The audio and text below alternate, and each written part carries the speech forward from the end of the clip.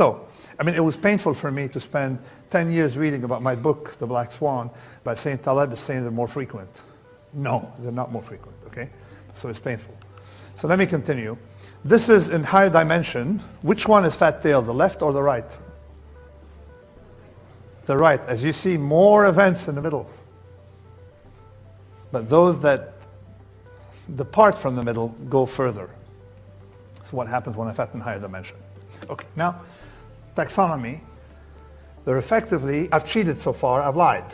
You know, that's what you do when you want to be pedagogical.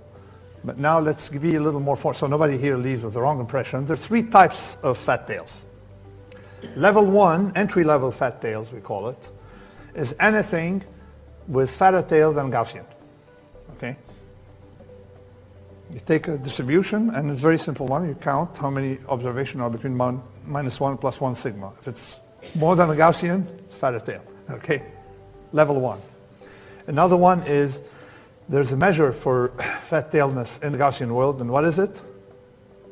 4th moment, kurtosis. Okay? Kurtosis higher than 3. Okay? That's a measure of fat tails. These fat tails are not really fat tails because they don't have these big impacts. Level 2, sub-exponential class. Level 3, something vastly worse. So now, as they say actually it's actually apocryphal, he who said it, and it's not true. They say Eskimos have several hundred words for snow. Right? It's not quite true. But we have a lot of words for fat tails, as you can see, all right? Because there are a lot of varieties of fat tails. Okay? So what we have is a degenerate distribution, nothing moves, and then Bernoulli, and then the Gaussian. When you stop here, the 2 Gaussians.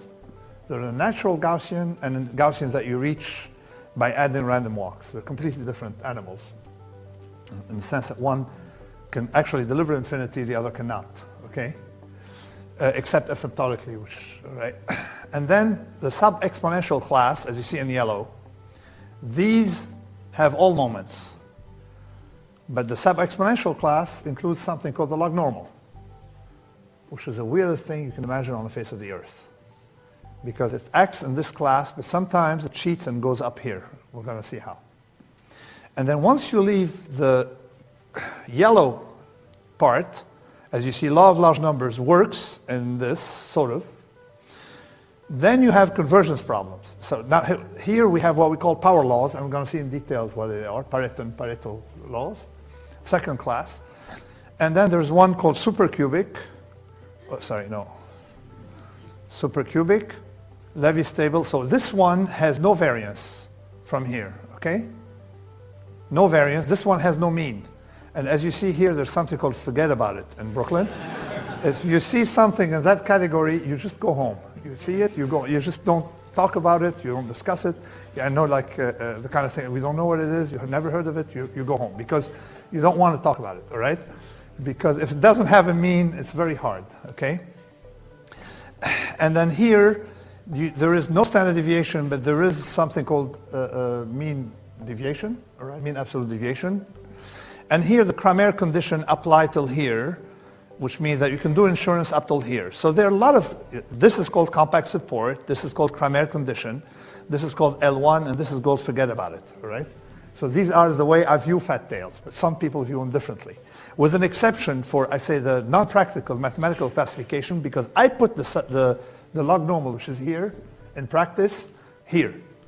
And we're going to see why. So it is, as they say, complicated, but we can make it simple, right? Slightly simpler. Now, reasoning error is not changing the color of the dress. The traditional approach by statistician has been, oh yeah, we know about fat tails. So for them, the illusion is that it's fat tails, oh, it's different, we have all these methods, we just assume a different distribution. No, no, no, it's not how it works. You fall into logical inconsistencies. Because once you switch from the zone here, on which statistics was made up to here, okay, law of large numbers weak. You stop here, no, even below, you stop here. Once you get out of here, linear regression, haha, doesn't work. A lot of things you think work don't work no more. Okay? So let me give you a slide that says everything, and then we're going to go into detail with more anecdotes. The law of large numbers, when it works too slowly in the real world, period. Okay? We're going to see, actually, it's more shocking than you think. Point 2, the mean, the distribution that you're going to observe will not correspond to the sample mean will not correspond to the true mean. So you're going to have a problem measuring a mean that's not the real mean. This is what think people in finance, they still didn't get it, okay? They still didn't get it. For some reason, people in finance, or maybe they don't want to understand it, that the mean return is not the true return, and we're going to see how. Standard deviation and variance, they don't work on their fat tails. They already, don't work on the thin tails, but let's say on the fat tails, you got a problem, okay? Because it's not a measure that works, mean absolute deviation may work. Beta Sharpe ratio, you've heard of these things, they don't work, okay? Robust statistics is not robust, okay? So it's like pretty much like anything. They say Scientific American is unscientific and stuff like that whenever you have. So robust statistics is not robust, okay? Maximum likelihood methods work. That's good news for parameters of distribution. And then we can have plug-in estimators. The gap, then the philosophical point, the gap between this confirmatory and confirmatory empiricism is wider than common statistic. In other words, the difference between absence of evidence and evidence of absence becomes bigger and bigger and bigger. It's very weak with thin tails, it's very big, large, very weak with thin tails, it's very acute with fat tails. Method of moment that just gave another Nobel to one of these guys, they don't work because higher moments are uninformative, okay? And we're going to see how. And then there's no such thing as typical large deviation. And finally, the Gini coefficient ceases to be additive. The Gini coefficient actually becomes super additive. There's a problem with Gini. If you compute Gini, you have the illusion of concentration of wealth when in fact it's just like what I call the Picketism. Picketism is you write 500 pages to hide the fact that your measure doesn't work. Okay, so Pinkerism is when you write 800 pages, right? So there's the okay. So now also we have an expert problem because visibly this fellow didn't quite get the notion of fat tails and stability. So let me start now with the easier. You see, there are going to be some slides that are boring with words or equation, and think of being in Spain, all right? And then the rest is, they're more palatable, okay? So there is a severe error in reasoning, and that you often hear by people giving you empirical data